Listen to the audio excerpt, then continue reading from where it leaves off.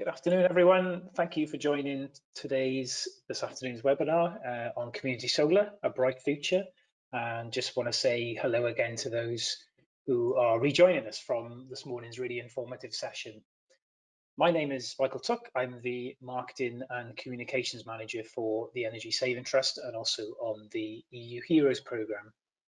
I just want to give you a quick reminder that if you didn't already know, we're currently in the first week of Community Energy Fortnight. So this year's Community Energy Fortnight theme is exploring how to harness our power in order to grow our resilience during the crisis and build back better. And we just want to give a thanks to Community Energy England for including this webinar within their events programme and all the promotion they've done regarding that. So before we start the webinar, I just want to run through a few things in terms of housekeeping, just so you know how to participate in this afternoon's webinar. You will have joined using your computer speaker system by default. If you would like to join using the telephone, just click on the little phone icon that is in your attendee control panel, and the dial-in information will be displayed. If at any point during the webinar you are experiencing sound difficulties, please let us know by dropping a message in the chat tab that is located on your attendee control panel, and a member of our team will be more than happy to assist you. Can we also ask you please disable your video during the presentation, just to obviously ensure as smooth as run-in as possible of this webinar. I know we're obviously all working from home at the moment and have various sort of bandwidth issues, so if you could do that, that we'd be very grateful. You will have the opportunity to submit questions at any time during the webinar through the questions tab, which is also located within the control panel. And we'll address any questions at the end of the presentation. So just one final note from me, we'll be recording the webinar. So we just want to sort of check in the first instance that you're obviously all comfortable with that. If you're not, please do let us know in the comment section before we hit record. So now I will hand over to Graham Ayling, who's the Senior Project Manager at the Energy Saving Trust and for the EU Heroes Programme. Thanks, Michael, and welcome everyone. Good to have you here. Thanks for joining us. So this is the second half of today's webinar. For this afternoon, we're going to be focusing a little bit more on kind of practicalities of delivering a PV project in the UK. So this morning we did an introduction to the work that we've been doing on the EU Heroes project funded by the European Union's Horizon 2020 programme. And this afternoon we're going to hear about some of the different types of support that are available for PV in the UK. And also we're going to have a roundtable discussion at the end where we're going to talk about what we think the future holds for community PV. Just following on from what Michael was saying, do bear with us. We are all working from home. Obviously, the usual caveats apply, that apologies for any bandwidth issues, interventions by children or pets or other individuals, but we will do our best to keep things running. So I think I will hand over now to the first presentation. So my colleague Jim Cardy from Energy Saving Trust is going to talk about particularly about the work that he's been doing on Welsh Government Energy Service, but he's also going to just cover a little bit on the CARES programme up in Scotland as well. So if you are communities in Wales or Scotland, this is the support that you can access, but also if you're not in Wales or Scotland, you know, hopefully some interesting stuff here about what's available there and actually some interesting numbers on what's being delivered as a result. So Jim, are you there? Hi Graham, can you hear me? Great. Yeah, thanks, Jim. Okay, I'll hand over to Jim. Thanks. Excellent. Thanks very much, Graham. Hello, everybody. So my name's Jim Cardy. I am the Senior Manager on the Welsh Government Energy Service. Just want to say a quick thanks to the EU Heroes team for inviting me to talk today. Have done a bit of work with the team in the early days of the programme, so keen to get involved and continue the good work they've done. So just today, I'm going to give you a quick 10-minute overview on the delivery of the Welsh Government Energy Service. I'm going to talk about how we support the sector, some of the impact we've had, and then spend a bit of time towards the end talking about our sister programme in Scotland, CARES. So on to the first slide, if we can move forward. Okay. So our remit is to support Welsh Government's ambitious targets around renewable energy, emissions, and locally owned renewable energy. The two ambitions or targets that the Welsh Government have is for 1 gigawatt of renewable energy to be locally owned by 2030, and overall 70% of our electricity net to come from renewable sources by the same year. So that's our driving target. The service was set up in July 2018. It's a 4-year programme, and we support the public sector and community groups to work towards these targets. So really the focus of the service is to help get energy efficiency and renewable energy projects up and running across the breadth of Wales. And this builds on previous support programmes, so things like Resource Efficient Wales and the Local Energy Service, with long-running programmes with a kind of established history of working in the sector. So this service was set up to replace those. So just a quick summary of our success to date and our success in the Local Energy Service. Quite a few megawatts installed. We've got 9 megawatts of wind power that we directly supported, 0.8 megawatts, so 800 kilowatts of hydropower, and almost 10 megawatts of solar panels across Wales. So that's split between ground mount and rooftop. We're growing the programme, and as the programme matures, our pipeline has grown over the last 2 years, and we now have 25 megawatts of community and public sector projects currently in financial close. So essentially, will be built hopefully, and yeah, aiming to deliver that over the next couple of years. And if we could just move on. Just an overview of the kind of breadth of work we do. We currently have 22 projects in total, so it's not just renewable energy projects as I focus on in the last slide. We also cover street lighting and energy efficiency projects and some innovative work on heat networks and battery storage. So just to give you an idea of the kind of depth of the service, covering all of the local authorities in Wales. You notice a battery storage project on there we're proud of in West Wales. And if you saw on the first slide, some Tesla batteries is going in as part of a local supply trial. So yeah, really innovative work going on across the country.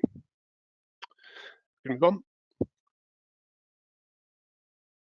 So the type of support the energy service offers it's all free to service users. So it's technical, commercial, and procurement support essentially, and we kind of do a cradle to grave approach.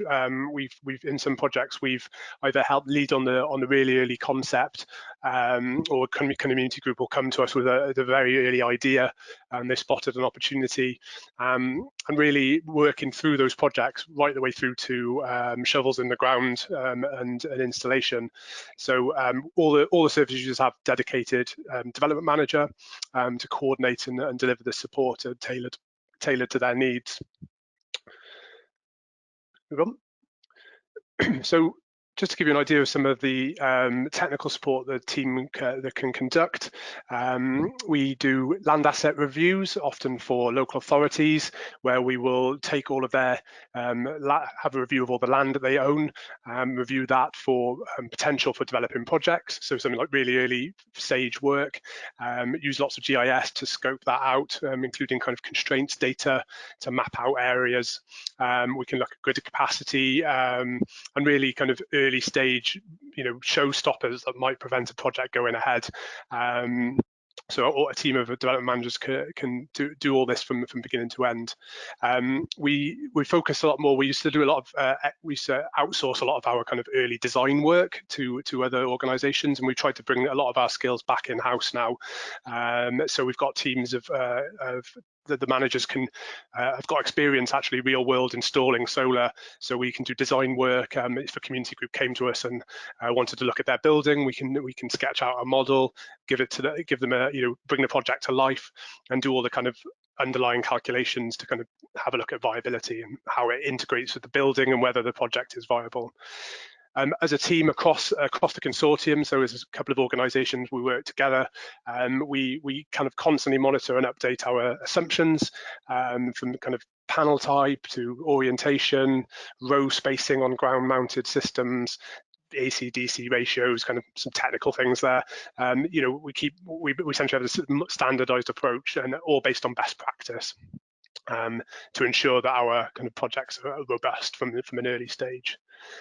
So I just got three quick slides in here. Some of you might be familiar with this from Ben Ferguson's talk earlier in the presentation about some work we did with on supplying solar to the railways in South Wales. So we have these GIS maps where we can look at land asset, land ownership, polygons, so we can kind of describe whether, find out who owns the land essentially to develop a site.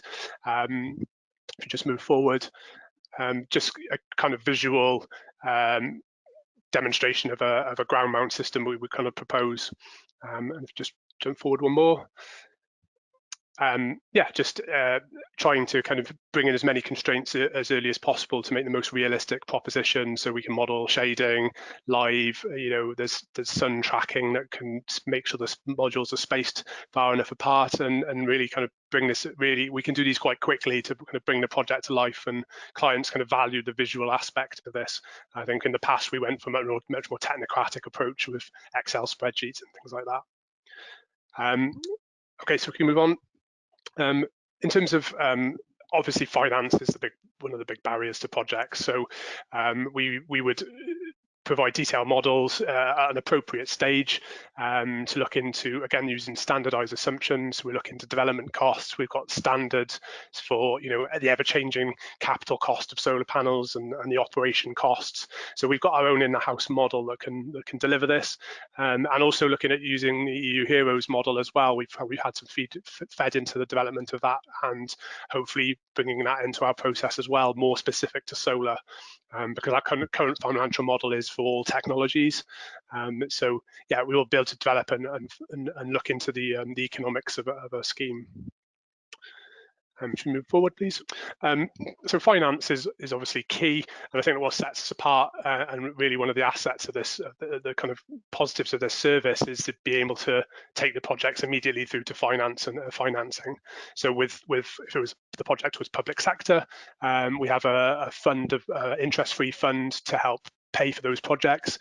If it's a community project, we have a fund with the Development Bank of Wales, dedicated investment fund with flexible loans for community renewables. So very much acting favourably on behalf of the community. They want the projects to succeed. We want them to succeed, and we kind of work on the business case together to ensure that it's financeable. And also post-construction, we have renewables projects that are now have existing power purchase agreements, and that's obviously an increasingly important route for supporting renewables as we go forward, as we move past the feed-in tariff era. Okay, and just finally on WGES, I just wanted to highlight some of the good key projects that we're working on. I think EGNI is being talked about today, one of our flagship programs, 2 to 3 megawatts of community rooftop PV. Worked really closely with that project from the outset, and yeah, one of the biggest rollouts of solar in Wales ever. So really good, proud of that project. Another example on the public sector side is a 8.5 megawatts, a really big solar ground mount site on an old refuse dump. So really innovative work on some of the PPAs there, supplying a local water treatment plant and supplying the grid. So that's already won an award, I think, for its innovative design. Our total pipeline across local authorities is about 10 to 15 megawatts in development. We're having to innovate at the moment. I'm sure everybody listening understands the difficulties of often developing solar, especially on the smaller scale at the moment. So something we've been working on is co-locating ground-mounted solar with existing wind turbines. So community turbines we've helped develop in the past, utilising the headroom in the grid connection to really drive down the cost of connection. So we've already had our first grid connection offer under this new system last week, I think. So yeah, we're really hoping now we can actually take projects to community groups and kind of shovel-ready projects that they can invest in, rather than in the past we've been very much reactive to projects coming our way. And a large solar power plant in North Wales. It's going to be one of the biggest, hopefully one of the biggest community-owned ground mount systems. So still in early development, but we're hopeful for that one. So the last couple of slides, hopefully I'm still within time. Of course, contact us if anyone listening wants any questions about the service, how we support projects. If you've got a project that you think might be suitable for us, please drop us a line on those details, and add us on Twitter as well. Yeah, just a couple of slides on CARES, our sister program, sibling program in Scotland. Similar consortium working across some really good organisations in the industry, essentially giving communities, businesses and other organisations advice and funding on all aspects of local renewable energy. Scottish Government really supportive of renewable energy. If we could move forward. Yeah, really supportive of community energy and getting that renewables into local ownership. They provide free and impartial advice, signposting, got a really good set of toolkits. So yeah, if you want to go and check out their website, there's loads of toolkits on how to develop renewable projects. They've supported 600 community and local owned projects throughout Scotland since their inception, and offered funding of almost 50 million. So yeah, really successful program, and we're in constant contact with a team up in CARES to share best practice and yeah, work closely together. I've already mentioned Scotland's similar targets and ambitions to Wales. They've got a 1 gigawatt target by 2020, which I believe they're on track to achieve, and now progressing to a more ambitious target of 2030 target of 50% of energy, total energy supplied by renewables. So lots of work to do, and hopefully maximising the impact of those goals for community benefits. Just move forward to the last but one slide. So similar setup, we've got a team of really talented development officers providing specialist support to groups in Scotland. They, as I mentioned briefly, have toolkits available, loads of case studies and good practice principles to help groups in the early stages of their projects, and similar structure with financing, able to keep, not just kind of develop the early stage projects and then send community groups out to the market to try and get funding, which can be extremely intimidating. We can handhold them through the process with development grants in the early stage to things like grid applications and planning, right through to development loans and innovation grants as well. So yeah, overall, really strong proposition for groups wanting to develop their own local energy. And of course, similar with WGES, if you've got any projects in Scotland, if you are involved in the sector, I'm sure you know about CARES by this point. But yeah, please add them to Twitter and give one of their development officers a call if you have any questions. That's it for me. I hope I didn't run too far over, about 15 minutes. So I'll be sticking around to listen to the other interesting presentations, and happy to field any questions. I'm not sure if we're doing that just yet, but yeah, thank you everyone for listening. Thanks, Jim. That's great. If people have questions, if you have a look in your kind of participants tab, you will see that there's a little tab for questions there. And if you click in that on the little kind of triangle arrow, then that will pop the questions tab out and you can type things in there, and we can then pick those up. So if you've got any questions for Jim, pop those in there and we'll pick those up. We also have a couple of other people from the programme on the call at the minute, so hopefully be able to answer those. That was great. Thanks, okay. Jim. Thanks, Ken. No problem. Thanks.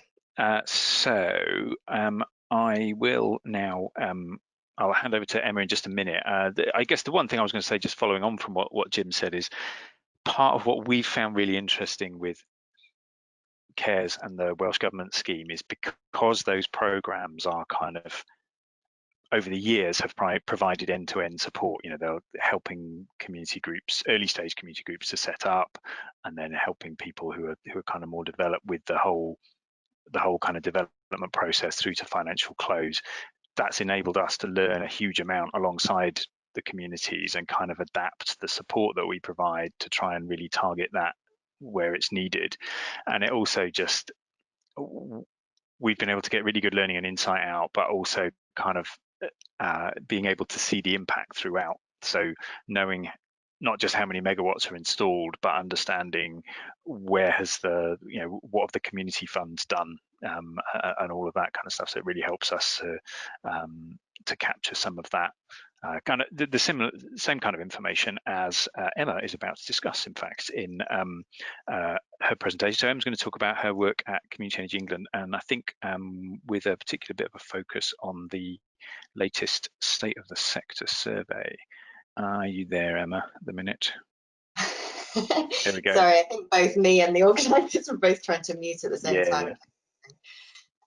Thanks, Graham. That was a great little link over to my presentation. So apologies to anyone who was involved in our launch event on Friday. Some of this will be similar, but it's very much more focused on what's most specific to EU Energy Heroes and creating some of the other linkages. And I thought it's quite important, actually, for those who may not have come across us and what we do before.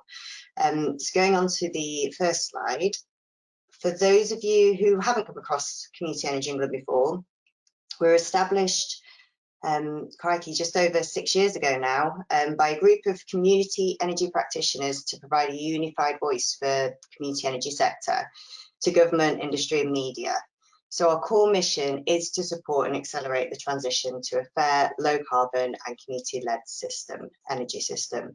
So some of the key things that we do related to this is advocating on behalf of the sector and working to influence policy and regulation, sharing best practice from the sector, and working with innovators to develop new ideas.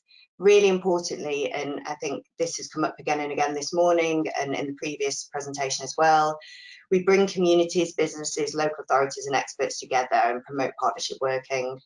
And we help to establish and work with local hubs, so helping to facilitate a supportive environment. And I'll speak a little bit more about that later. And you can see a few logos. There are some missing actually from there, but that's just to demonstrate at the bottom of the slide that we do also work closely with a range of networks and associations, and in particular Regen and Energy Savings Trust, as well as our 250 plus membership base as well. So moving on.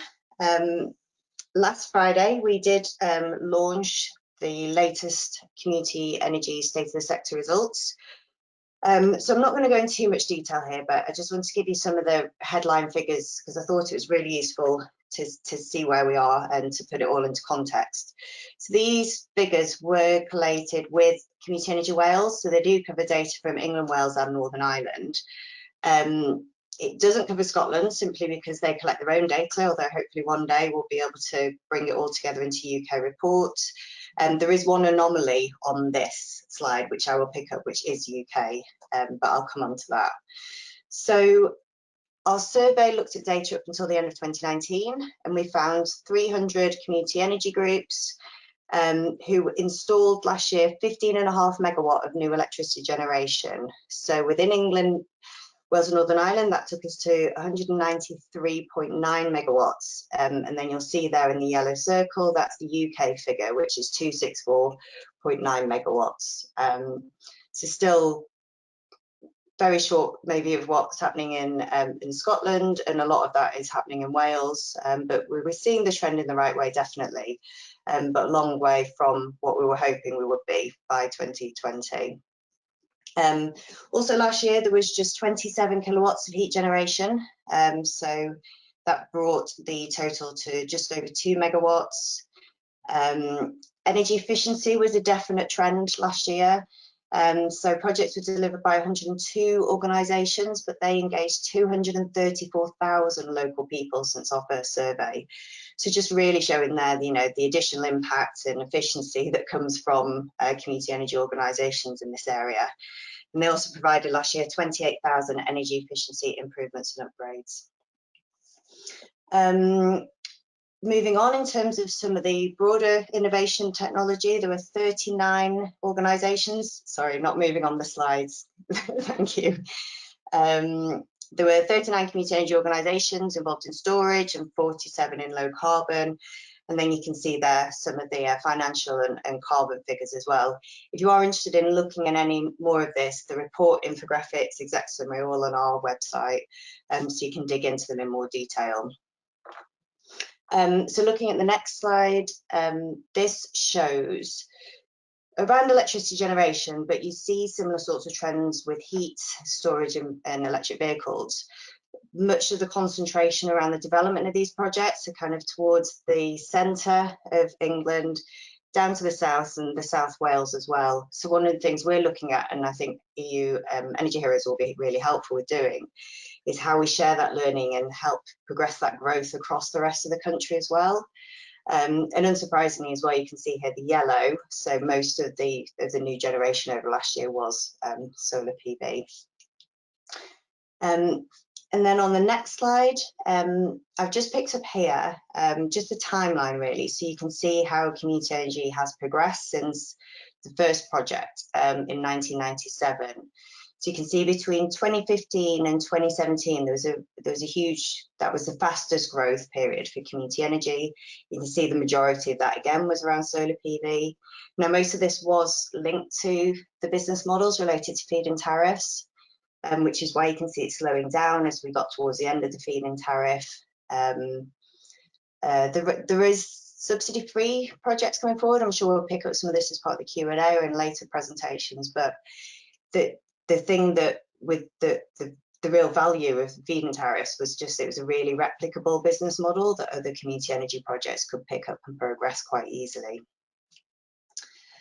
And moving on, you can see on the next slide, I've just pulled out really here just to help with the Q&A later, some of the barriers that community energy projects told us about, the main barriers and support requirements that they had last year. So you can see a big chunk here is feed-in tariff. So the solution to that is looking around different types of business models and looking to other countries as well for learning. It's been discussed a lot today. And then you can see further down, there's a lack of organisational capacity. And what I'd say here is this is quite a big chunk, but it very much relates to all these other bits on the other side of the circle. So where you see the high grid costs, limited access to finance, support for innovation. A lot of this is just because the grid system, the energy projects that community energy groups are doing are a lot more complex now. And that means that the capacity within organisations, it's a lot more difficult. And most of community energy is still volunteer-led, although that is changing. We have seen quite an increase in paid jobs within the sector now. But I would say by far the majority of people are doing it on a volunteer basis. On the next slide, on the more positive side, picked up quite a lot of innovation projects coming forward. What I'd like to particularly pick out of here is the fact that what's really important for community energy is it's not just technological innovation, it's also innovation around business models and partnerships, and that's really, really key. Technological innovation can take us quite a way and it is very exciting, but for community energy to really make an impact and to stick to its core ethos, needs to look at that broader business models and partnerships and how we can bring that additional social and environmental impact through what we're doing. So some of those things are looking at solar schools, the partnerships with local authorities, so PPAs, power purchase agreements were talked about quite a bit this morning. We're going to hear from Helen later from the importance of working with network operators.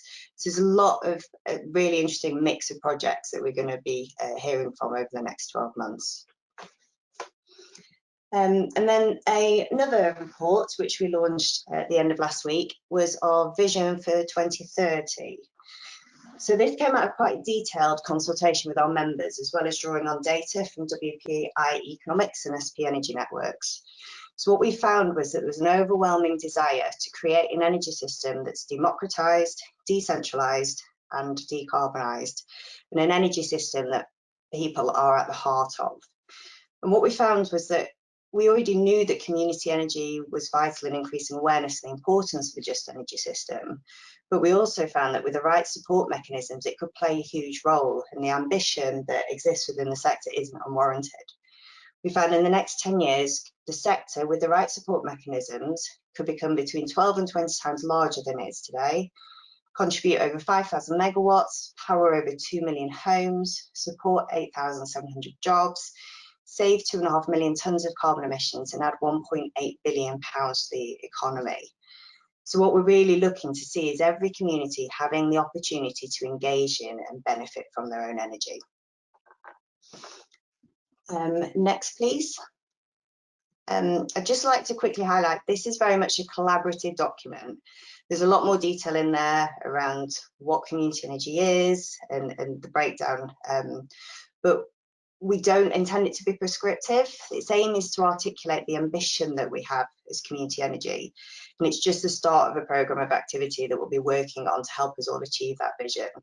So if you go on our website, there's lots of images, templates for you to use, social media, presentations, and so on. So we hope that you will use those to help engage and raise awareness of what you're wanting to do. And then next, please. So this, I'm not going to go into these in too much detail. This is just some of the information and support that we have on our website. On the left-hand side is access to everyone, and on the right-hand side is member stuff, but we try and keep it as inclusive as possible. So for instance, our member newsletters we do put on our website afterwards, so everyone can have the benefit of what we are doing as a representative body. There are also, of course, fantastic resources developed by Energy Saving Trust, Regen, Centre for Sustainable Energy, Local Energy Scotland. And what we're wanting to do is bring those together and highlight those as part of our new how-to web pages. So some of you may know for the last few years we've run the Community Energy Hub, so we're looking to modernise that, streamline that and bring that in-house.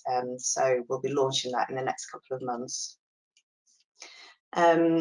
I mentioned some of the other really interesting support learning. We're going to hear about Rural Community Energy Fund. There's so many things out there that we can talk about during the Q&A, but I don't want to potentially go over time or go into anyone else's presentation. So I'll leave those there. Just maybe one thing to flag, that community energy is definitely the heart of what we do, but it's also about tackling climate change, social impact, cooperative values. So it's a really interesting mix of bringing together quite a lot of different work areas. Some really interesting, very, very important work happening at the moment about how community energy is central to not only a green recovery plan post-COVID, but also a just recovery plan.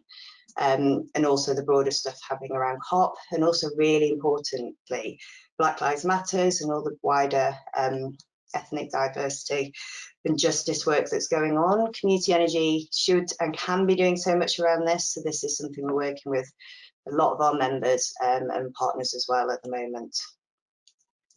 And then the next slide, I think, just has some links if anyone wants further information when these slides are sent around. And then on the final slide is just a little plug. Has already been mentioned, thank you very much, but we are in Community Energy Fortnight, and there's been some really exciting report launches, events, videos being uploaded, blogs. Follow the hashtag Harness Our Power or go on our website and see what's happening. We've still got another week and a half to go, so please do engage and get involved and share your thoughts for the future of community energy as well. And that's it from me. Thank you. Thanks, Emma. That was great. Really, really good stuff. Really interesting. So do feel free to post questions up there, and we'll maybe bring out some more of that a little bit later in the discussion. But if Jodie is ready, then we could move on to Jodie's presentation. Are you there at the minute, Jodie? Thank you, Graham. Hi, everybody. So for those of you who don't know me, I'm Jodie. I am the Communities Project Manager at Regen.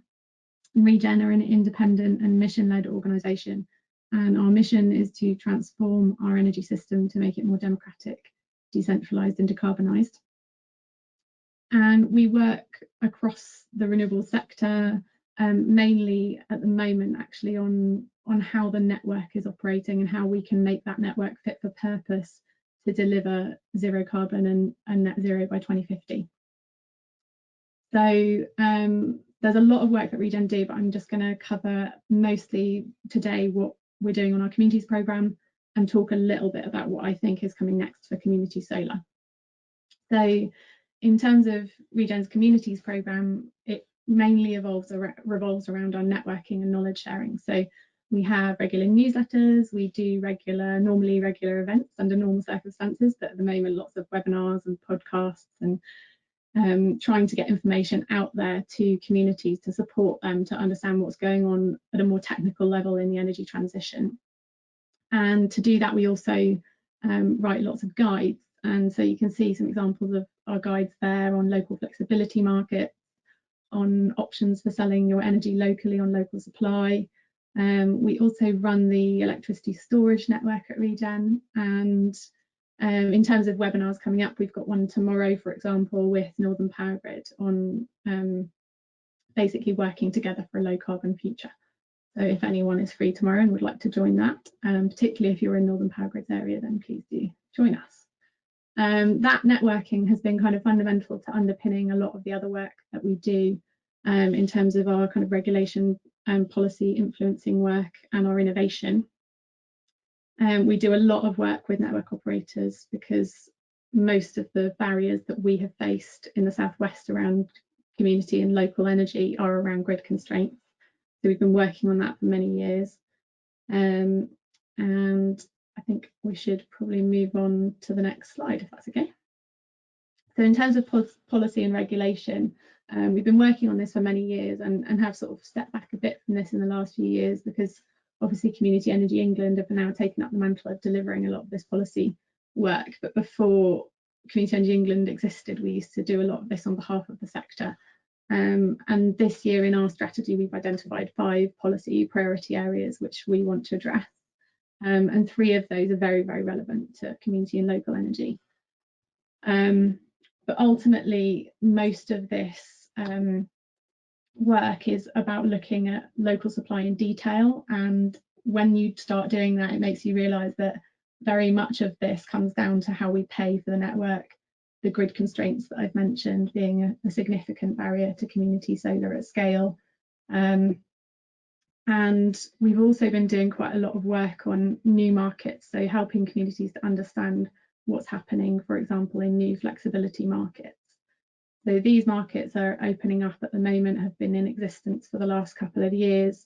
And if communities aren't engaged and understanding what's going on and participating in those from the outset, then you get a situation where you're kind of locked out and last in the queue and not taking advantage of the benefits that could deliver for you. So last year we published our Power to Participate report, which was funded by the Friends of Provident Foundation, which basically is a detailed explanation of what these markets are and how you can get involved, and the very marginal additional stackable revenue stream that you could be generating for your community solar projects from these markets. But importantly, as part of that, we wrote a specification for the Department for Business, Energy, Industrial Strategy and Ofgem and network operators to try and help them make those markets more accessible for communities.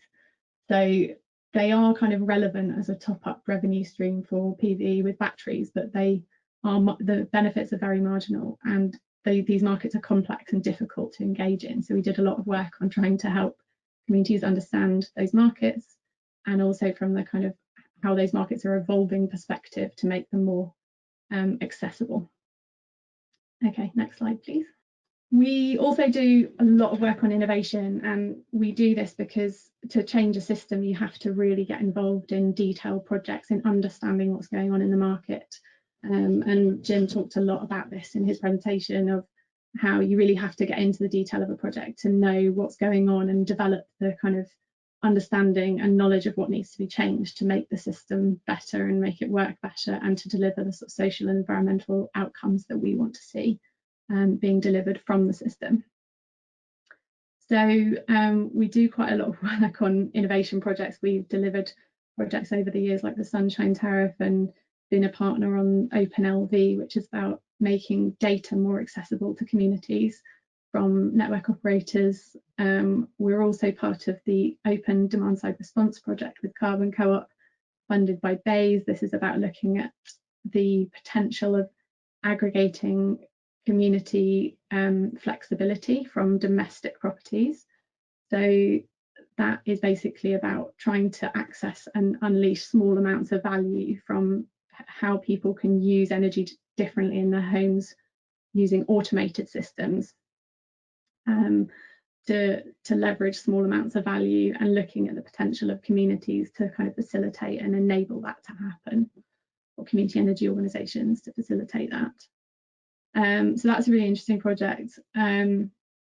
We've also just written the Gas Networks Innovation Strategy and Electricity Network Innovation Strategy for the Energy Networks Association.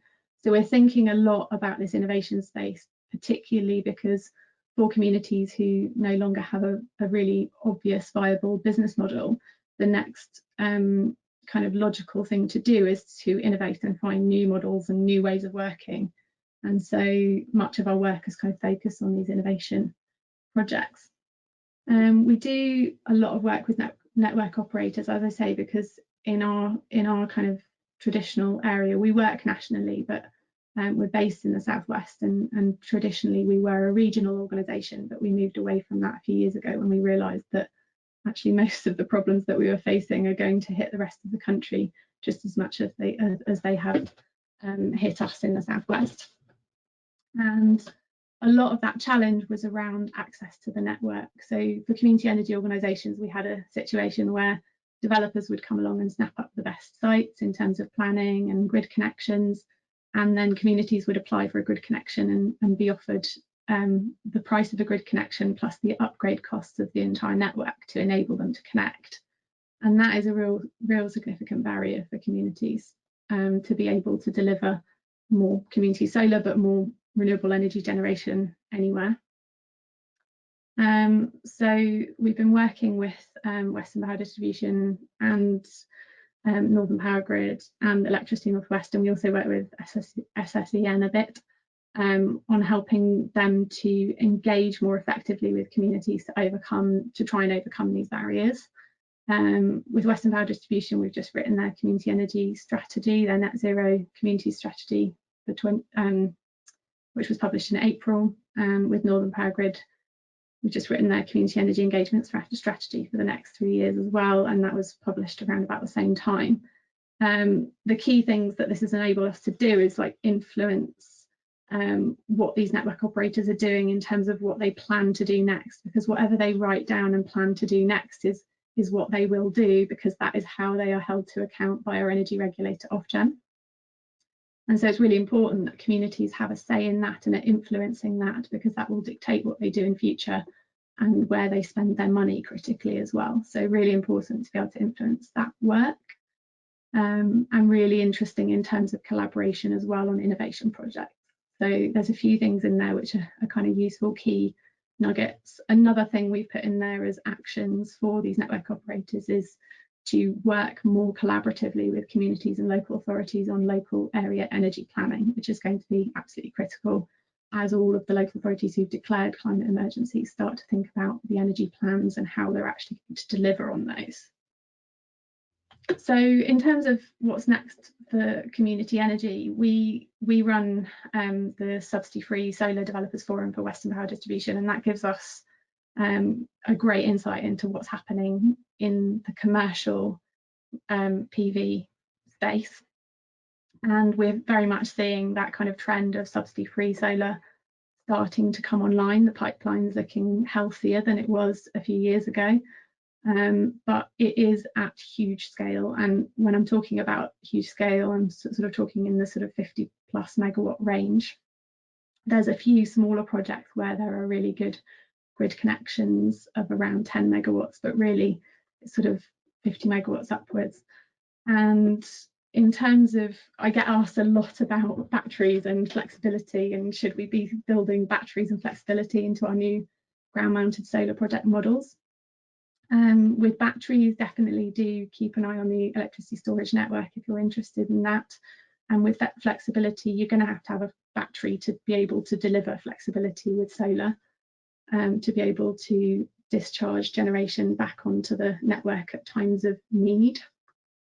But both of those are very marginal use cases and marginal revenue streams associated with them. So really, it depends really on your site and your modelling as to how you can make that stack up. But it is very, very marginal at the minute, very difficult to make those two things work.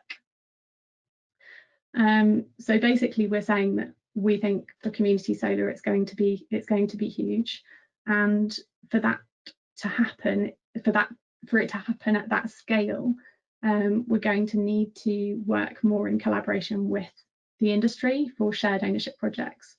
We did a lot of work a few years ago alongside Community Energy England on the shared ownership task force. That task force made a number of recommendations to the government, and we are pushing for those again, because we think that it's really important that the industry is incentivised to work more effectively with community energy organisations to deliver shared ownership projects. For that to happen, we need political support. I won't say any more on that. And we also see huge potential for collaboration with local authorities. So particularly as an example of that, in Devon, we've been working with 23 community energy organisations in Devon for a number of years on a virtual PPA model, virtual power purchase agreement model. And that is really about looking at the potential of getting a long-term buyer for your power over sort of 15 to 20 years. That's going to probably need to be public sector or bankable commercial partner. What that does is it gives you that long-term revenue certainty of a fixed price for your green power at close to or at commercial rates. And that creates the equivalent of the feed-in tariff. So it gives you that revenue certainty that you need for your modelling to make this work.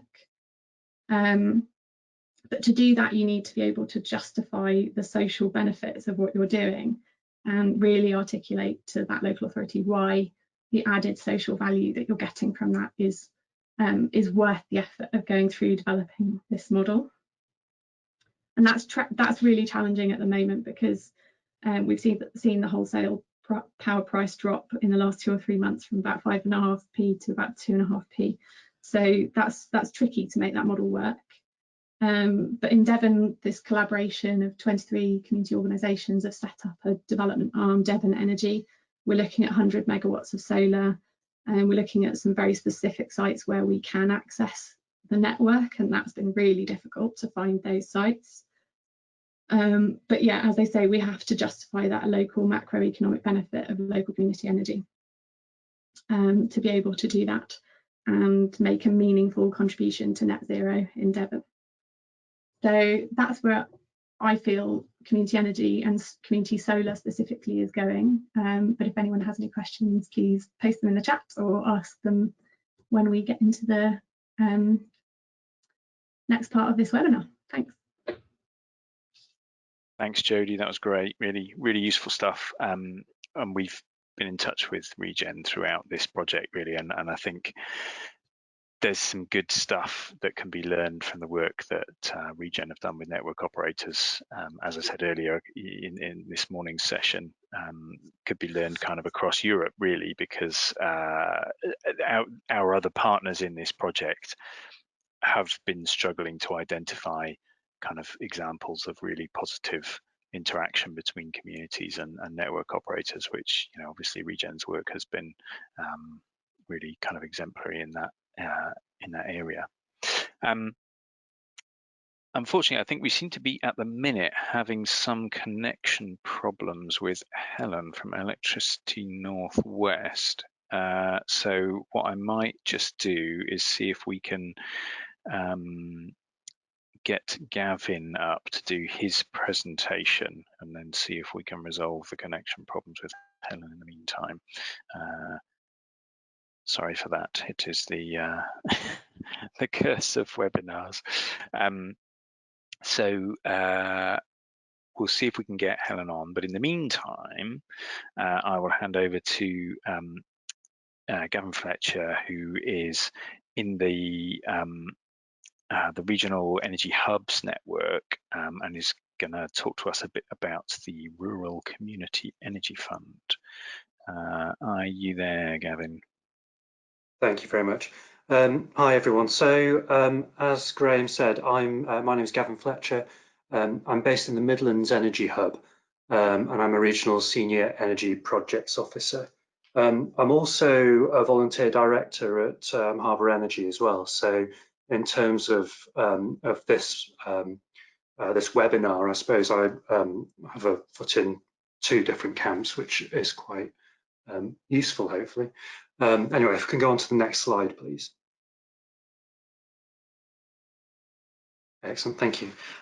So Midlands Energy Hub is one of 5 energy hubs across England. The Midlands Energy Hub runs through Nottingham City Council, and it employs 1 project officer in each of the local enterprise partnerships across the Midlands.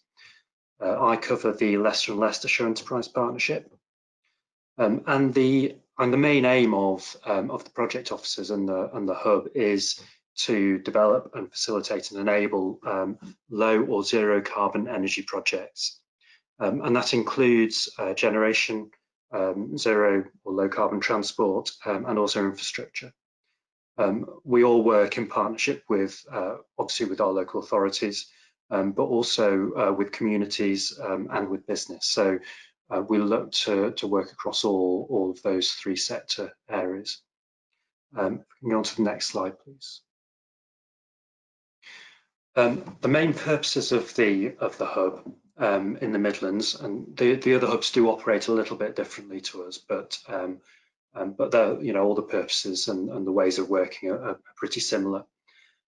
So we want to increase the number and the quality and scale of local energy projects, and then look at how investment comes into local energy projects and how that's attracted as well. And I think all 3 of those have obvious community energy elements, and obviously around community energy funding, how those projects are funded, but also how we relate to the scale. And Jodie talked a little bit about what she thinks is to come, and obviously I share some of that. And so how can we help to enable that scale to happen in a community focused way as well? We do share across all the LEPs and other regional partners, and the Midlands Energy Hub is funded directly through government department for business, energy and infrastructure strategy. Industrial strategy. So we do feed directly into BEIS around national policy. So there is a route to feeding in some local information straight into national. If we can go on to the next slide, please. One element of each hub, each of the energy hubs, is that we do have some funding, the Rural Community Energy Fund. There was a previous iteration of this that ran through RAP. I'm sure lots of people are familiar with that. And the aim of the funding is to support with those initial risk stages of developing energy projects. There's a key difference which I'll come to in a minute. There's 2 stages of funding.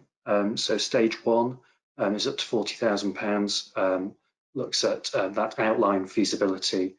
Working with a group that has an idea and working through how that idea might come to fruition, what the basic business model looks like, hopefully having some of those conversations with Western Power around feasibility. Stage 2 goes into much greater depth. It can support that full business case that that you would need to attract finance, either through loans or through community shares. And then also other elements for securing the site, so things like planning permission that might be needed. Go on to the next slide, please. So there was £10 million that was originally put into the hubs. So we in the Midlands have had £2 million of funding. £400,000 of that so far has been distributed to 12 projects. And all of the funding is supposed to be out of the door by well, almost a year from now, so July 2021. And as I said, stage 1 up to 40,000, stage 2 grants up to 100,000. That's the key difference with the old Rural Community Energy Fund. With the old scheme, stage 2 was a loan offer. This time it's grant finance, so it is purely money to be spent on getting those projects to a financeable stage. You can go to the next slide, please. It's a Rural Community Energy Fund, and yeah, I'll come on to some of the sort of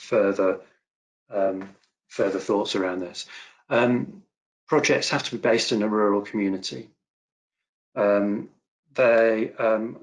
needs to be a qualifying community organisation, and obviously traditional community energy groups would fit in that, so co-ops and CBSs, but also entities like parish councils and obviously charities. Councils can't apply, but they can be partners, and so this is where some of the guidance has changed a bit. So it just needs to be community led.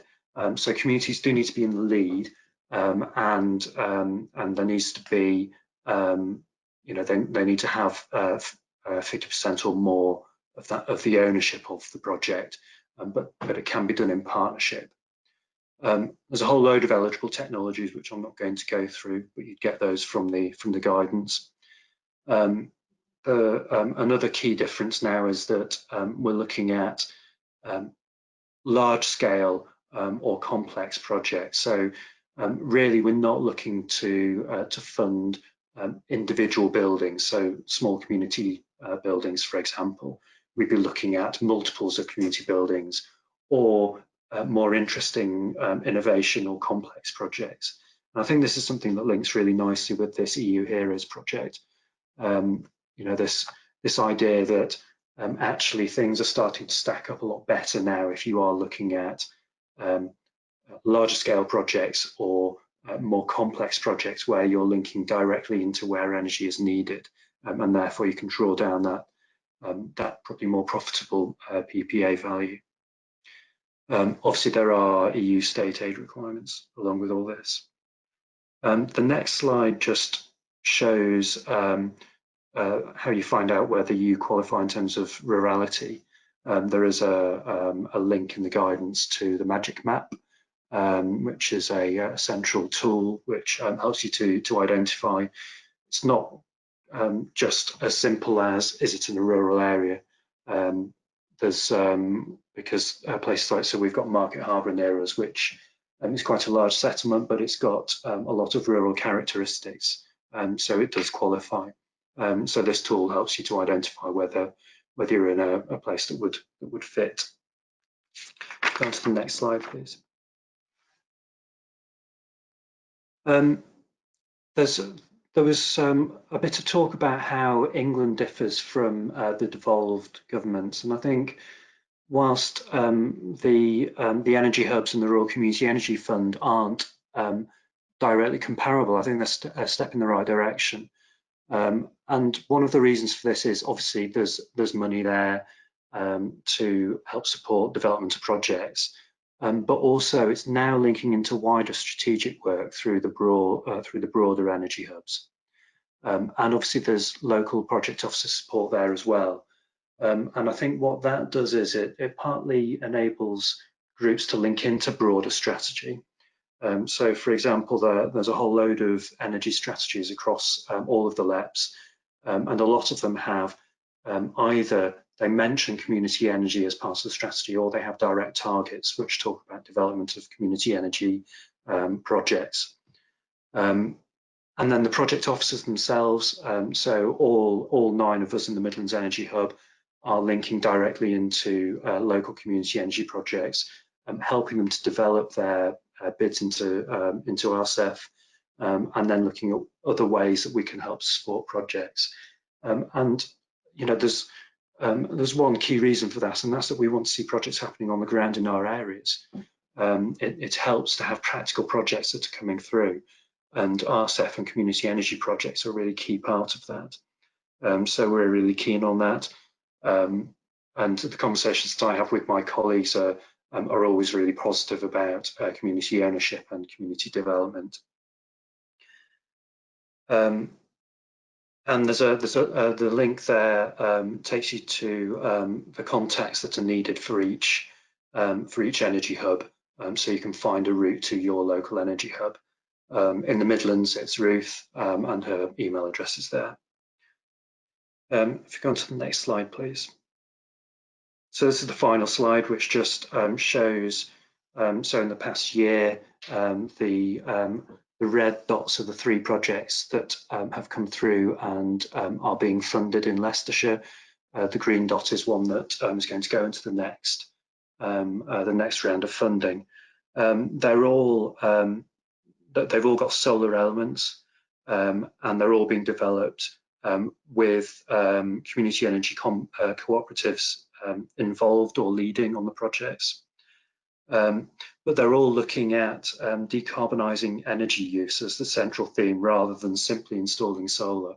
And so this is that sort of things, that maturing of community energy. How can we look at a more complex solution, which does involve some of those simpler technologies, but probably looks at more nuanced business models and addition of extra technology. So there's one out in Measham, which is looking at decarbonising a leisure centre, a small leisure centre, but also other community buildings nearby. The one at Melton Way is looking at a collection of churches. And the one down Market Harborough, which is being led by Harbour Energy, that is looking at a multi-academy trust of 8 primary schools in the Harborough area. And some of those are off the gas grid as well, so there's some extra interest within there. The green dot is a project that's in development looking at decarbonisation of rural transport, and how an electric vehicle, car clubs plus renewable energy generation might be able to provide some interesting solutions. So that's a bit about what's going on, and obviously some of the support that's available. But I think it really links into this idea of what's coming next with solar and renewable energy in general, and how we might be able to progress projects locally. Thank you very much.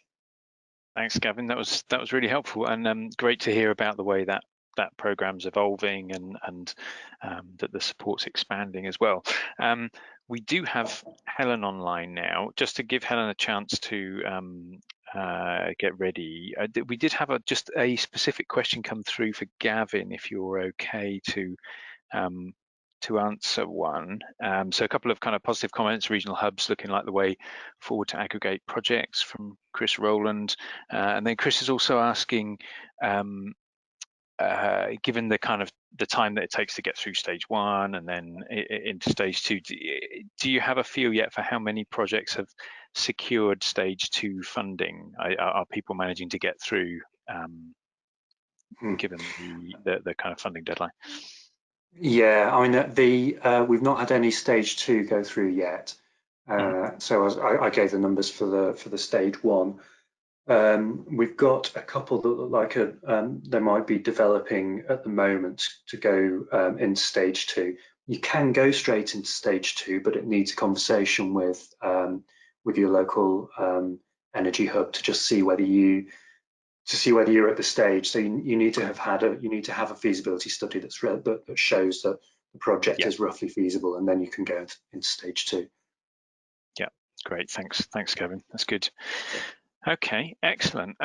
So we'll pick up on more questions if you have more questions in the session at the end. If Helen is there, then we can hand over to Helen. Hi, Helen. Are you in? Hi. Can you hear me? We can indeed. Brilliant. Thanks, Helen.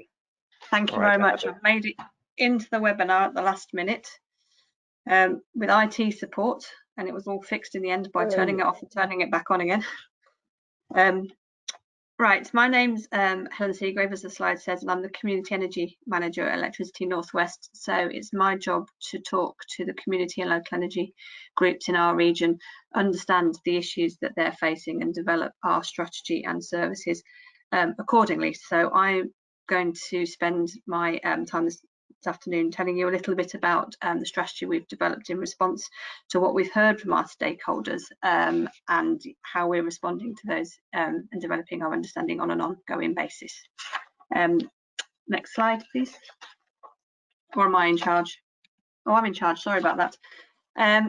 So first of all, I just wanted to introduce Electricity North West. We're a distribution network operator, which means that we own and operate the electricity infrastructure, and we're based in the northwest of England. So our role when it comes to community and local energy is around grid connections, contracting for flexible services, and making sure and developing the network to accommodate and enable the forecasted uptake in low carbon technologies. So how we see community and local energy. When I first started this role nearly 3 years ago, one of the first things I did was define what we meant by community and local energy, because I felt that to enable conversations and set people's expectations, it was important to be clear about what we meant.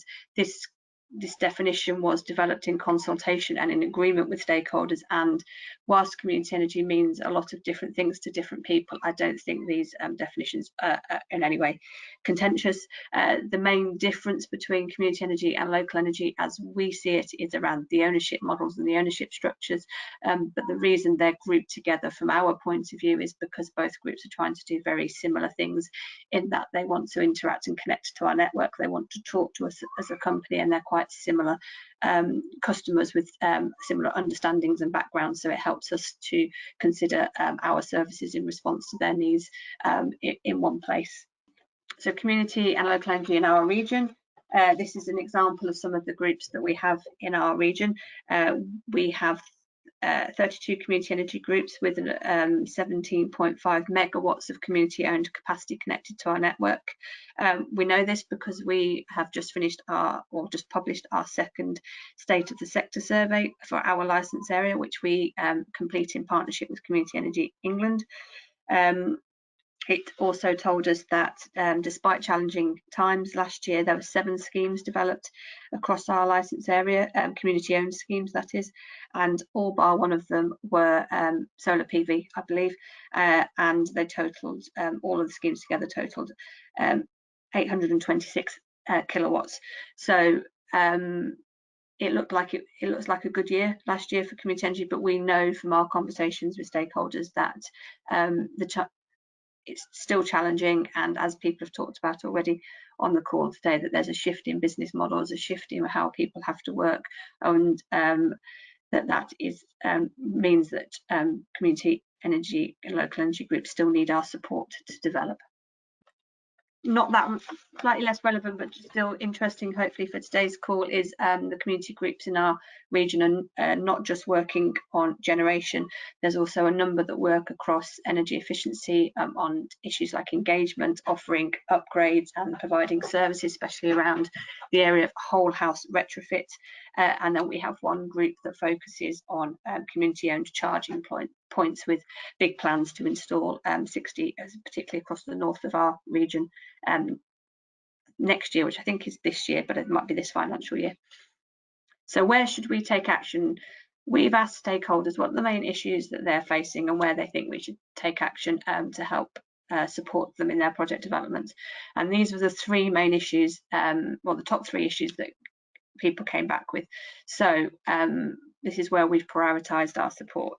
So the first one is around access to us as a company, that it helps stakeholders if they can find it easy to talk to us, can engage with us early in their projects. They asked for a dedicated point of contact, which is the purpose of my role. They've asked for more collaboration and help with understanding where connections could be made easily, and just some of the more technical aspects of our business and industry in general.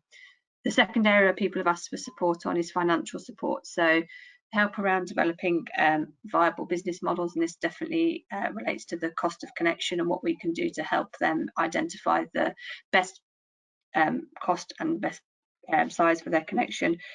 Help with business plans in general, where that feeds into and what stage that feeds into their project development. And then the third area is around regulation.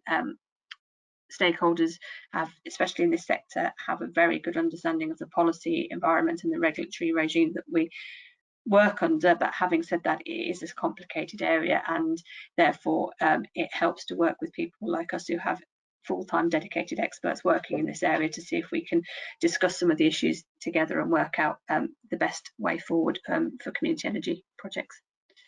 So what have we done to address some of these issues? So to help make ourselves easier to get in touch with, we've put in a programme of engagement events. We've got a dedicated section of the website now which has just been overhauled and should make it even easier to find the information that you're looking for. So we've got support on there to help people who just want to find out what community and local energy is, to find out if it's relevant to them, support for people who are developing projects, and then also the links through to the parts of our website that help people who are at the connection stage of their project or might be interested in flexible services.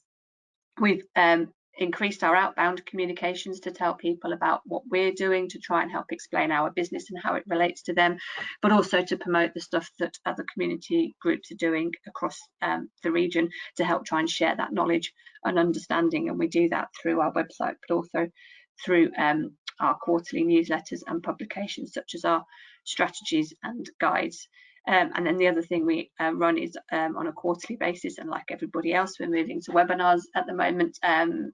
We run a series of events called Community Connects, which have a number of objectives. One is to give stakeholders the opportunity to come and meet E&W staff to hear about what we're doing, but also we make sure that those events are targeted at issues that the sector's facing, so the stakeholders have some reason to come along and talk to us and get some benefit out of it. So we address issues that help the sector deal, help with capacity. So we focused on finance, for example. The next one we're doing in a couple of weeks' time is on the issue of licenses and versus leases for rooftop solar, because that's one of the requests that we've had in. So finance, what we've done around this area, as well as helping people with identifying the best point and size of the connection that they want, and also talking to people quite a lot about what flexible services means in our area, how we are developing our approach for that and what it might mean for their project. We have an annual seed fund aimed at community groups called Empowering Our Communities, and so far we've supported 12 projects through that. We've also run, like I said, a Community Connects workshops focused on both how to raise finance for projects and also all the financial support and mapping out all the resources that are available out there. And what I do is I keep that information on our website so people can go back and view it after the event.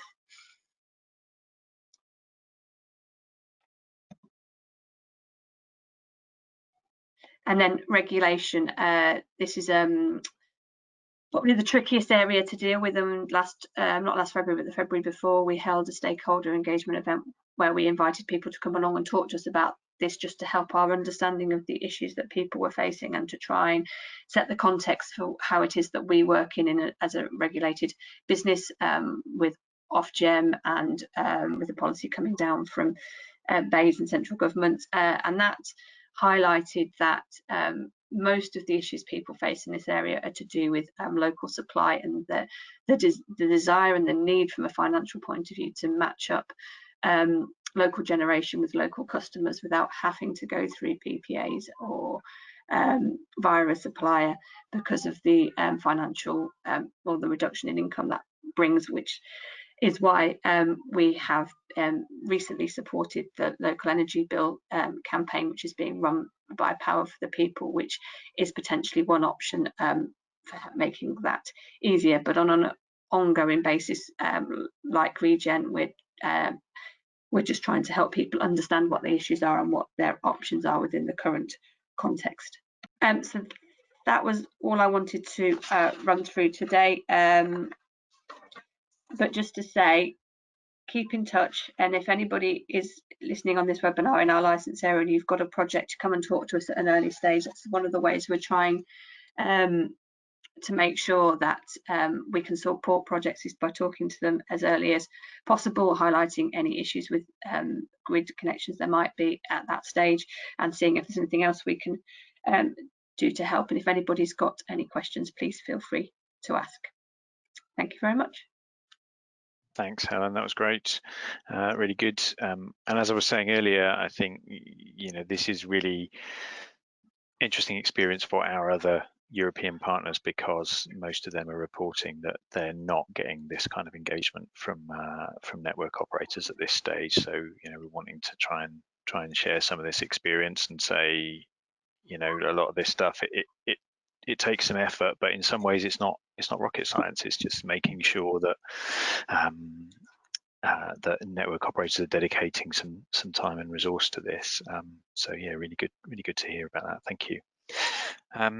Okay, so we can now move on to the round table discussion. Actually, just before we do, I was just going to flag a couple of other support services that people may already be aware of, but we just wanted to kind of flag these up. So Power Paired from Forum for the Future is a program that's kind of trying to match communities with site owners or landowners that are interested in hosting community energy. So that's worth having a look at if you're looking to identify sites. And also, I'm sure a lot of you are aware of Next Generation with Power to Change funding that's looking at community purchase of PV farms and supporting innovation and mentoring programs as well. So that's the hyperlink for that program. I think Power to Change are working with a consortium of organisations with CSE, and I think Low Carbon Hub are in there as well. So both of those are worth a look at if you're developing PV projects. So we can now move on to the round table discussion. I was just going to kind of throw in a kind of opener question, and then we can pick up some questions from the tab as well. So do post things up there if you've got questions to share, and if our panelists and speakers are okay to kind of unmute yourselves and join the conversation, I will just also unmute Dan so that he can join in. Dan McCallum, who presented this morning on EGNI. So I was just going to open up with a kind of question on to everyone really, anyone who wants to pitch in from the panel. What do you think are the key opportunities for community PV in 2020 and kind of over the next couple of years? We've talked about this a little bit. Jodie talked a little bit about this in her presentation. And I suppose there's then another question alongside that is then what's your vision for community PV in 2030? I can, Graham. Great, thanks, Emma. I agree with a lot of what Jodie said, actually, in terms of, she very eloquently put what the opportunities are. I think just kind of pulling out of that, in the short term, what we're seeing a lot of groups doing is there are some rooftop solar coming through with outfits at the moment that do work. I think that's going to increase over the next year or two. Yeah. The PPAs, so the public power purchase agreements, local authorities, that's going to be really interesting, but might take a little bit longer. A lot of groups are now looking at actually how to make their PV projects more efficient. So lots of innovation projects bringing in storage, vehicle to grid, that side of things. But one thing to say about that at the moment, it's not particularly replicable unless you've got innovation or research funding and that sort of thing.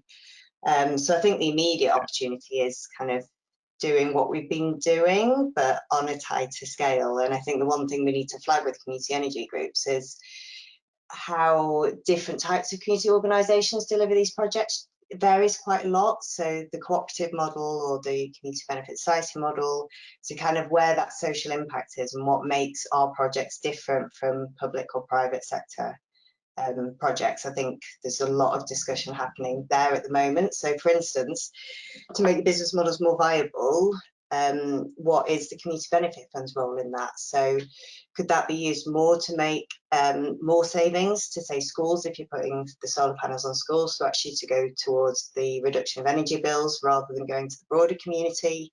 Is that still community if we're doing it that way? There's a lot of groups now providing grants and loans to each other as well to really kind of help that financial viability. And, you know, we mentioned the big solar co-op model, Dan mentioned this morning, and a few others. And I think that kind of aggregation of services is going to make a real difference to PV as well. But going back to the fact of making sure that we still have that local benefit and community ethos and so on throughout as we make our projects more efficient. Thanks, Emma. Yeah, that sounds really good. Does anybody else want to come in on those, either immediate opportunities or longer term? No? Yeah, I come in there, Graham. I mean, it's Jodie here. I've already kind of talked about this a bit, but I think in the short term, I completely agree with Emma. I think there still are a few very limited opportunities to get solar PV on rooftops, but those scenarios are very specific to sites where the on-site usage is highest during the day when the solar is generating, and you know, you need a really good relationship with the school or the building owner or the building user, the energy user in that building to make those projects work, because the cost of the legal work to get those agreements in place and the transaction costs are quite high. So you need to be able to kind of overcome that financially. And then in the long term, as I've said, I think it is very much about those kind of larger scale projects, getting those in the pipeline, because to make a meaningful contribution to net zero, we are going to have to do these projects at significant scale. And you know, I would really like to see the planning situation changing for solar and for wind, because I don't think we should just be thinking about solar. You know, that's easier in Scotland and Wales, but definitely if we could see the planning situation changing for wind, we could deliver a lot more capacity a lot more cheaply and a lot more benefit for local communities. Yeah, absolutely. I'm just going to see if we can bring Dan in. Dan, are you there at the minute? No, he seems to have dropped off for now. I'm here, Greg. Can you hear me? Hi, Dan. Yes, can. Yeah, great. Sorry, did you want to contribute? Yeah, I think I think in a sense the sort of difficulty with sort of public finances is going to make it probably more difficult for local authorities to take, you know, loan finance themselves from Salix or other kind of, you know, government-backed schemes for them to install solar or renewables, especially when the sort of financing is more challenging for solar with the payback. You know, they can get really good payback with LED lighting, but not so easily on solar now. So, and that's an opportunity there for community energy, because it's been shown that share offers can be successful even now, with the sort of COVID impacts, and as long as Jodie was saying, there is, you know, a good, you know, high on-site demand. Those sorts of school sites, especially public sector, are really good for community energy, and you also have faith as well that they're actually going to pay. It's always a bit nerve-wracking on kind of business sites, kind of just wondering, are they going to be around in 5 or 10 years time to actually pay for the electric that they're using on site. Whereas the public sector, you feel a bit more confident about that, and they're quite selective as well about what sites they'll actually let you install on, because they don't want to be installing on schools with really poor roofs that they're going to have to replace in a few years' time, generally.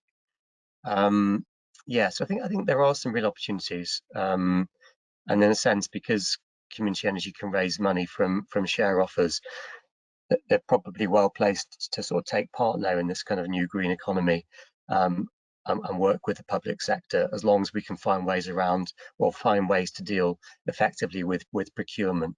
That's what I see as the major barrier. That's really useful, thanks, Dan. And I think either Dan or anyone else want to come in. What do you think would be the main things that would be needed to unlock that market? Because I know that's the frustration is that some people have been really successful doing this in some cases, but then it can be really difficult. And is it naive to hope that we might get more, with a big push across the public sector, we could get a more standardized approach to roof leases and power purchase agreements, for example? Yeah, it's Gavin here. So I suppose, go on. I was just going to say, I mean, with the sort of leases and PPAs, I mean, there's loads of kind of standard documents, out there within the sector, but we got to realise, as Jodie was saying, that there is a cost to sort of, they all require tweaking depending on land ownership and sort of, so there's a legal cost. It's not massive, and local authorities sometimes will just cover their own legal costs, with and certainly two of the local authorities did, that we were dealing with.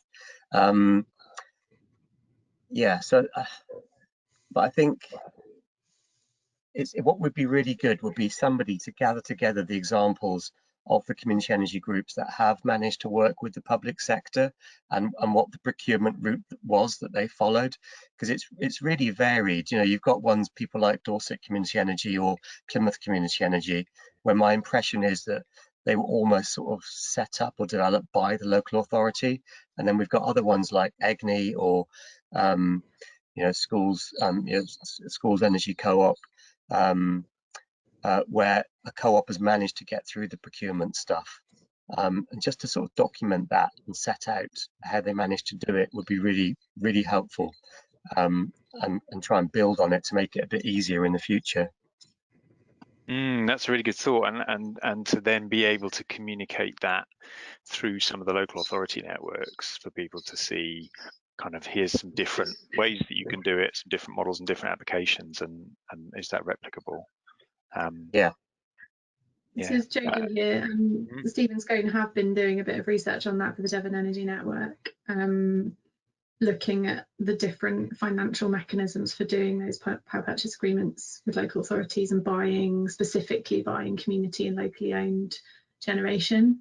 And I think that work it's been commissioned by Devon County Council and Plymouth Energy Community, and I think we're happy to share that shortly, but it's not ready yet, because it's basically trying to overcome procurement regulation that local authorities have around how they buy their power on a long-term basis, and to do that you have to be quite canny and work around the systems that there are in place for very good reason, but you also really have to be able to demonstrate that additional social economic benefit at a local level, because that's the thing that's going to convince them to buy your energy over someone else's energy from another county that might be cheaper, and it might be cheaper because the grid connection is better there, or there's all sorts of reasons for that, but really you've got to be able to prove that local social benefit to make them commit to that.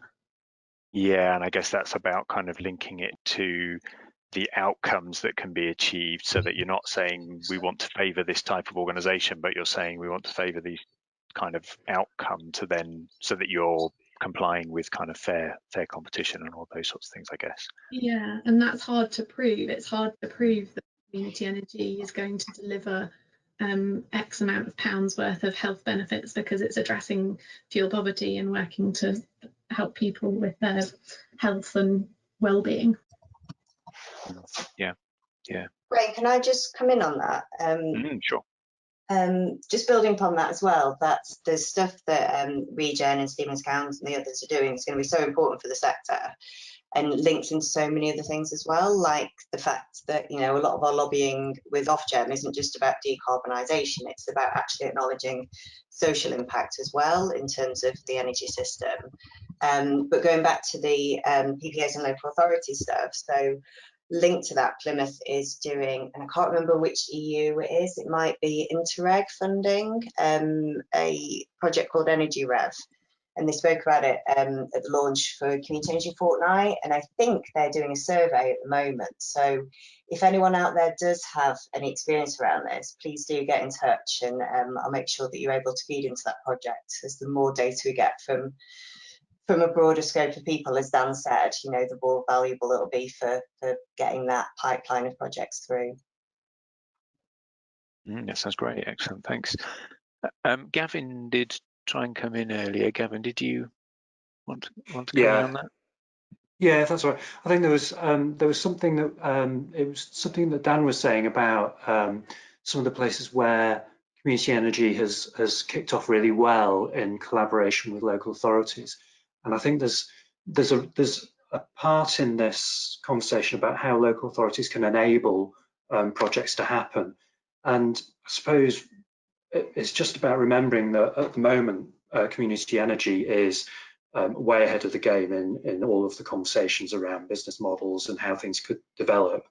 Local authorities, LEPs, the general public are largely sort of catching up on a lot of this. And so I suppose there's a role for helping them to understand how community energy projects and schemes can help them deliver on their climate emergency declarations and ongoing commitments, and how we can help speed things up, I suppose. It's certainly something that I'm building into my conversations with our LEP locally, and I know my colleagues are. And I think there's obviously a role for the energy hubs in how that conversation is kind of curated locally, I suppose. But it'd be great to be able to bring some really good models and evidence along with those conversations, so that we can quickly demonstrate how we can rapidly scale up what's going on in the community energy side. Graham, just to jump in again. Another launch that happened at the beginning of Community Energy Fortnight is actually a guide to engaging local authorities on climate declarations. It's one that Community Energy London did, so I think it's on the Community Energy Fortnight website. If not, it's definitely on their website. Some of it is London specific, but most of it is replicable everywhere. And yeah, it's definitely something core that we need to be helping, so that we're not all duplicating or kind of trying different approaches. So yeah, so again, information out there, but I definitely agree with Gavin, it's really important. Great, thanks, Emma. That's good. We did, unless anyone had any other points directly on that, just kind of thinking a bit further ahead from the immediate, we did have a question earlier which Guy on our team has responded to in writing, but Will Parry was asking, are we aware of any local supply community energy ventures? And we are certainly in the ST, we've worked alongside a few through the Welsh Government programme things. Just wondering if any of you have got any projects that you'd like to highlight that you think kind of point the way towards where we could be going with the right regulatory regime, particularly around local supply. And while you're thinking, let me throw one in, which is a project that we that is actually funded under Energy Redress, which is another part of my day job, that grant scheme. And under the innovation strand, we fund a consortium that involves bioregional, energy local, and repowering. And it's looking at bringing the energy local model, which some of you may be familiar with, to an urban location. So it's working with one of Repowering's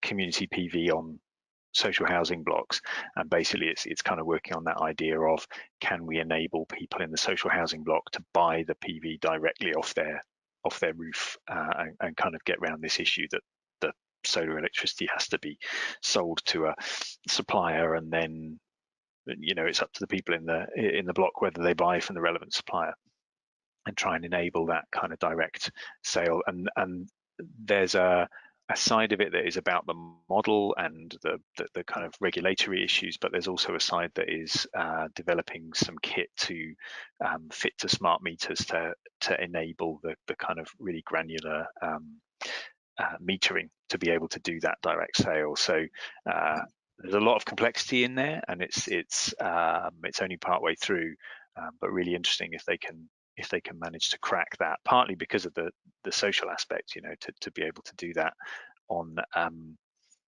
social housing would be great, and it sort of tackles those twin challenges of being able to provide more affordable electricity to people on low incomes in these social housing blocks, but also giving a better model for more communities to be able to do that, because if they're able to sell direct, then you're selling at retail, not wholesale, albeit with a discount to make sure that you're providing affordable energy. So that one's really interesting. I know there are lots of other kind of similar projects around. Did anyone want to throw in any more examples that you've come across? There's quite a lot of microgrid examples, so kind of microgrid foundry working on various projects at the moment on new build housing developments, where you're building a new development and putting in energy infrastructure anyway in terms of wires and cables and perhaps solar and connecting in transport. So there's a few examples of that. South Dartmoor Community Energy, Plymouth Energy Community are working on models like that. It's tricky because you can only supply 12 megawatts on a microgrid before you get into regulatory barriers around local supply again. But the main challenge really with any of these local supply models is how do we fairly pay for the use of the system, because most people who want to do local supply don't want to be disconnected from the network as a whole, because if their system goes down, they want the backup of being able to stay connected. And most groups that I talk to about this, when we start getting into the gritty conversation about how we all pay for the system fairly, because if some people pay less, everyone else pays more, you start getting into that debate, and that can be quite a complex and challenging one that we've never really got to the bottom of. But certainly looking at the kind of policy direction of where BEIS and Ofgem have indicated that they're going, there is nervousness around things like private wire, for example, where the indication is that they might close that type of a loophole in future because they don't like people not paying fair use of system charge.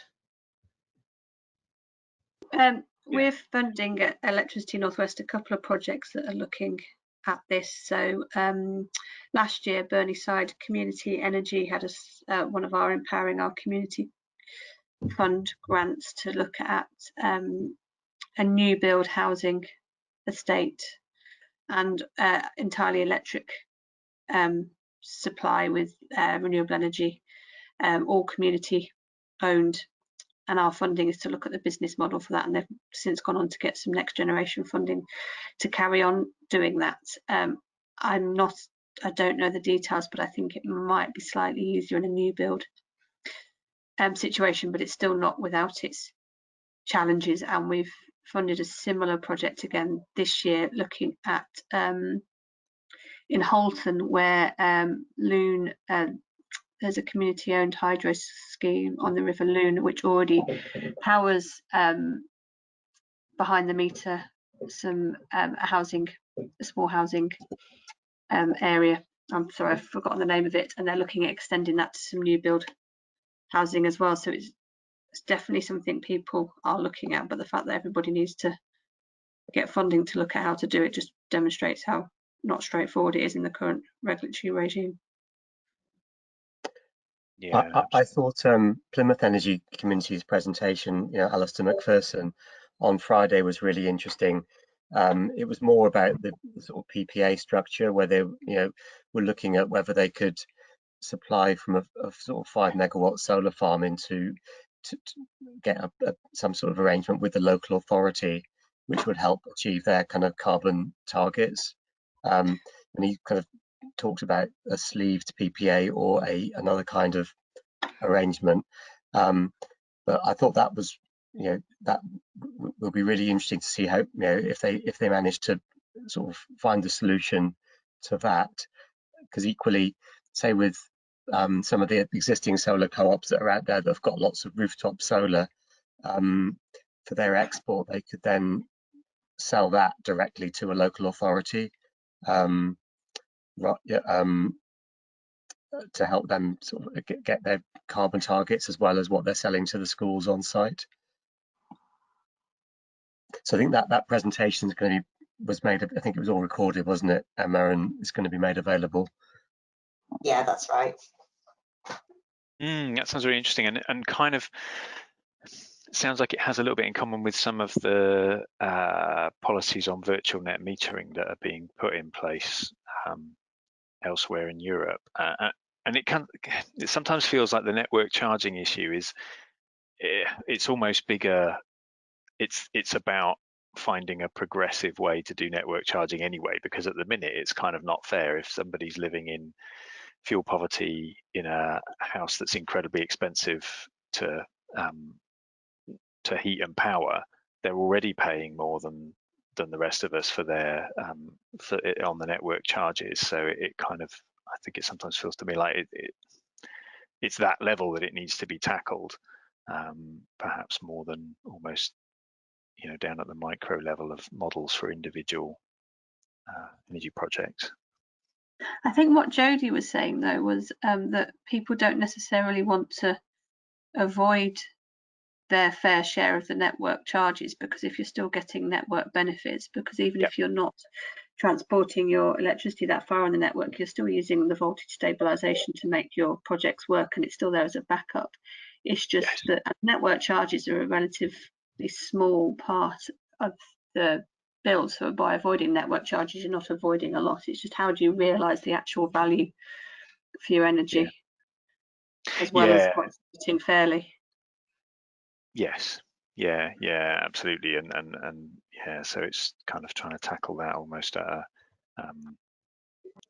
institutional kind of level. I think the interesting thing is that Ofgem have become a lot more engaged with this. I think even in the last few months, certainly they've kind of you might have seen with some of their recent strategy presentations that they are they're really talking about net zero now as being one of their core priorities, whereas in the past, I think they felt they didn't have the remit from government to do carbon so much. So I think there's a really interesting opportunity there, and I think they're going to be consulting around some of those things very soon, and are doing already in some areas. So yeah, interesting.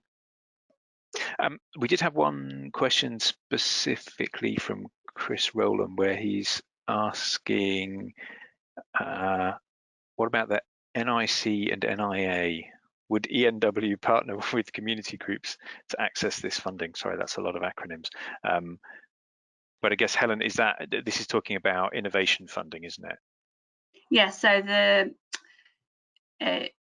DNOs have access, they're paying to an central innovation pot, and then they can apply for funding for innovation projects either through the NIC funding, which is a competitive bid, or through an NIA funding, which is is for smaller projects and it's ring fenced to yourself. That was a long way round of saying yes, in theory, more than happy to work with any partners that help us deliver innovation projects. So always happy to have those conversations.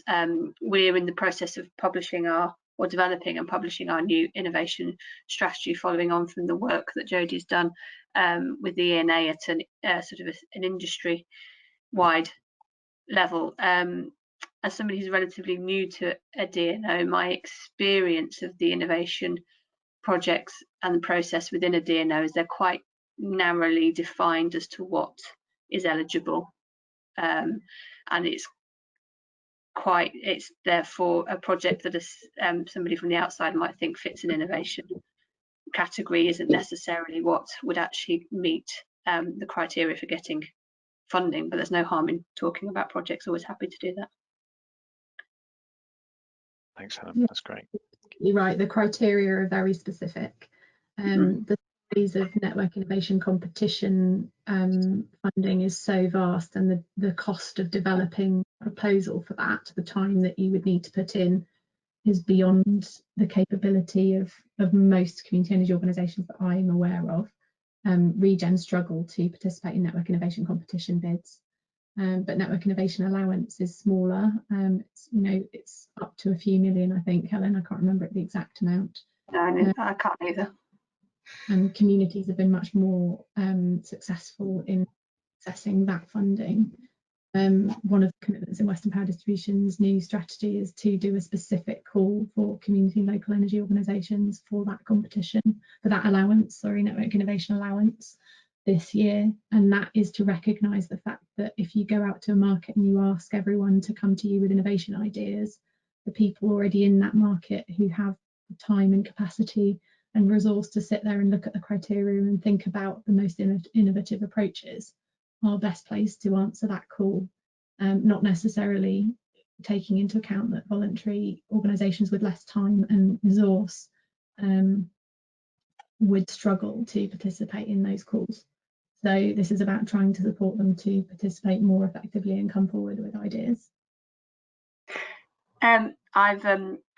I've spoken to my colleagues about seeing whether we can do something similar, but we've actually budgeted for all, because we're a much smaller DNO. We've only got one licence area compared to WPD's 4, so our innovation funding is smaller as a result, and we've allocated all of our NIA funding for this price control period. So I haven't been able to get us to commit to doing something similar to that, unfortunately. But you do have an advantage in that, because you're small, people can talk to you about the ideas that they have for future, and you can think about that for next funding period. I'd like to think so. If you want to. And we've supported a lot of externally funded projects, the people who are getting Next Generation or Innovate UK funding, where we can offer a letter of support which might contribute towards the how the bid's perceived, but also our time and expertise in the actual sort of project delivery as well. That's been a more successful area of collaboration for us on innovation so far. Thanks, that was really useful. We just had a couple of comments in the questions around kind of recognising the challenges that community energy groups have, and particularly smaller community energy groups that of kind of trying to compete in the market, whether that's with local authorities or actually the fact that some of these costs are huge for a smaller group. One of the interesting things that's in the Article 22 of the Renewable Energy Directive at EU level, which I talked about a bit this morning, is that at EU level, they're trying to recognise the fact that communities have to be treated fairly within the market. I mean, what areas do you think in the UK are there particular challenges? As far as we know, we're not yet sure what UK's response is to the Renewable Energy Directive and the updates to it. I imagine that it's possibly somewhere near the end of the queue of issues for while we're leaving the EU. I don't know. Did anyone have any kind of thoughts about that, about how, because I think there's a bit of a debate going on about perhaps not necessarily just flat equal treatment, but actually recognizing the fact that community energy has specific challenges in generally not having a massive balance sheet to develop things off of, kind of having a more democratic governance structure, which kind of does tend to make you a little bit perhaps not quite as quick to make decisions as a private sector organization might be. Just wondering if anyone had anything specific to share on that. It's something that we've talk about a lot in pretty much all of our policy, regulation, consultation responses. I think it goes back a little bit to what the others were saying earlier about the evidence for that. So, I mean, the state sector helps a little bit, but it's that broader kind of social impact, social benefit. It's quite difficult if on the one hand we're saying as community energy, which is true, that because of our democratic nature, things can take a little bit longer. But then on the other hand, regarding other projects, we're saying we're more nimble and we're more local and kind of closer to the ground. So it's really looking at community energy covers such a huge array of types of activities and approaches. It's really looking at, you know, how we evidence those barriers, but also that we're not just saying that there are barriers, that there's additional value that we bring along as well. So yeah, I'm sure kind of Jodies probably and Regen have done more on this than we have. We kind of look at the higher advocacy stuff, but I would say something Ofgem has been interested in. Unfortunately, we were just having kind of quite regular catch-ups with Dermot Nolan, the previous CEO, and he said that the board were quite keen to look at this, and then obviously he left, and we've not quite got that same level of interest from Jonathan Brearley around that side, the new Ofgem chief executive. But on the BEIS side, what's quite interesting is that they are quite interested around the Renewable Energy Directive, and they have approached us quite a few times around it. So it's something I'd like to talk to you a lot more about, Graham. And we ran a seminar for them on it with ResCube a while ago. I think it's about us getting kind of that broader support from civil servants as well as politicians. I think the sticking point is at a certain seniority level in BEIS. That is just that sticking point. And I think we've got, you know, a lot of young enthusiastic people coming through BEIS now who are interested in community energy. And what's always surprised me is that unfortunately at the moment people are changing jobs quite a lot due to kind of Brexit or the other issues going on. But when we really get to engage with some of the more junior civil servants and they move on, there's quite a few of them that have gone on to volunteer with community energy projects or write dissertations about community energy. So we're obviously doing something right in part of our messaging. It's just how we get that broader communication better and kind of how we maybe get that support from cross governments, not just BEIS, because we're never going to get on BEIS's radar in terms of kind of gigawatts and that side of things. So it's about us having that clear evidence and articulating the broader stuff as well. Yeah, sorry, absolutely. I think I answered about 3 different questions as part of that rambling response. No, that was really good. That was really good. Excellent. Thank you. And I think, you know, a lot of us have probably come across, you know, those champions that we've had within BEIS over the years who have made a real difference. But yeah, as you say, it's then trying to get it far enough up the agenda overall is the challenge. We're coming towards the end of the session. Just wondering if anyone had any kind of final comments about what do we need to see now to push all of this forward in the near term and the long term.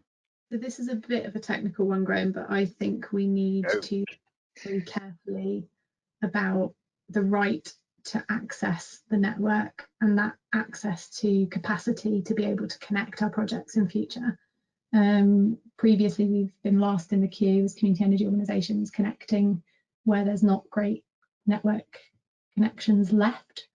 And we will need to upgrade the network if we're going to get to net zero by 2050 and quadruple the amount of renewables we have on the network, as the Committee on Climate Change say we need to do. But because we are slower and as a result of our more democratic nature in community energy organisations, we are going to have to think really carefully about how that system of grid capacity allocation is dealt out, because at the minute it's first in the queue gets the capacity, and that tends to be the commercial sector who are more agile and have easier access to finance. And so I think we're going to need to think about that very carefully, and that involves really communicating well with government, Ofgem and all the network operators who are at the moment writing their business plans for the next price control period. That's a really good point. Thanks, Jodie. And that does again go back to the EU Renewable Energy Directive, because I think that does talk about there not being undue barriers to community energy connecting, and that there being that kind of right to be able to connect to the network. So it does sound like there's probably some more homework for all of us to do together around that, because it certainly seems like that could be something that could help to oil the wheels a little bit on that front.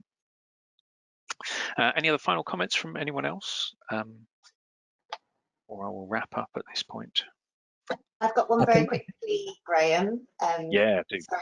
Sorry, Dan, I think, were you coming in then at the same time? Yeah, you finish, Emma, and I've got another comment.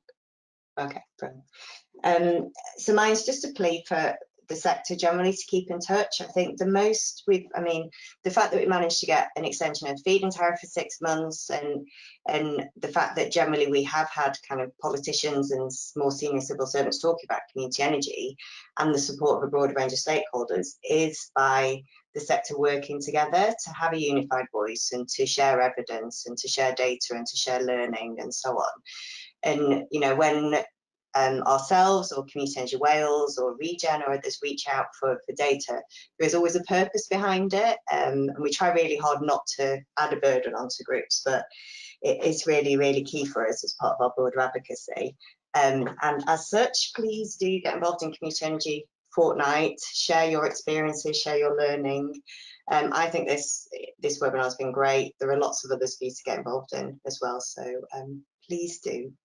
So that's my plea. Thanks, Emma. Dan, did you want to come in? Yeah, just to mention that in Wales there's a really good sort of policy to encourage shared ownership on sort of larger renewables projects, and that's opened up space for community energy groups to work with sort of large commercial developers on joint venture sort of projects. So Community Energy Wales itself has teamed up with Energy to take forward a site up in North Wales, quite a large sort of 20 megawatt plus wind farm in which Community Energy Wales has got a stake. And then Alaman Tower is working with ESB and Coriolis on a site in Neath Talbot, hopefully with a public sector organisation as well. And this is on kind of Welsh Government land, but supported by sort of Welsh Government policy. So I think that's the other area of growth is around sort of shared ownership. If UK government can be encouraged to adopt, Westminster can be encouraged to adopt the same sort of policy that Wales has, and I think there's the same sort of thing in Scotland as well. It creates other opportunities then. Absolutely, thanks, Dan. That was great. Well, thanks to everyone. Thanks to all of our panelists and presenters. Really useful conversation. Thanks, and there'll be some follow-up from all of us on those, I think. And thanks to everyone who's attended. We are intending to make these webinars available, both the slides and also then they've been recorded, so we are intending to make those available. So we'll do that. So do flag to anyone that you think might be interested in this as well. Thanks again to everyone who's contributed in the comments and questions as well. We found some really useful information here that we will kind of chew over and think about for our policy recommendations. And also, if people are okay, we'll just share details of the European level webinars that are coming up, because that will cover kind of more detail on this, and also there will be much more Europe-wide content there, and everyone's welcome to join if you're interested. So thanks ever so much from me, and it's been really, really useful for us and worthwhile, and a very enjoyable afternoon. Thanks everyone. Cheers.